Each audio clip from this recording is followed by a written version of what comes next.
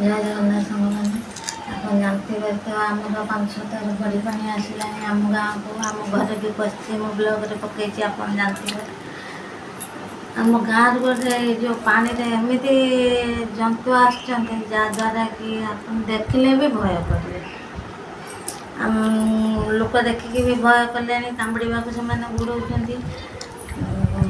ଯେଉଁ ଆମର ବନ ବିଭାଗର କର୍ମଚାରୀଙ୍କୁ ବି ଜଣେଇଥିଲେ, ଖସି ଯାଇଛନ୍ତି। ତା ଭିତରେ ଗୋଟେ ବି ଶୋଇବା ସମୟରେ ଧରା ପଡ଼ିଛି, ତାକୁ ବନ ବିଭାଗର କର୍ମଚାରୀମାନେ ଧରିକି ନେଇଯାଇଛନ୍ତି। କିନ୍ତୁ ସେମାନେ କହୁନାହାନ୍ତି ଯେ ଲୋକ ଭୟ କରିବେ ବୋଲି, ସେଟା କି ଜନ୍ତୁ କହିପାରୁନାହାନ୍ତି। ଆପଣମାନେ ଯଦି ଜାଣିଥିବେ ଦୟାକରିକି ଟିକେ କମେଣ୍ଟରେ ଜଣାନ୍ତୁ।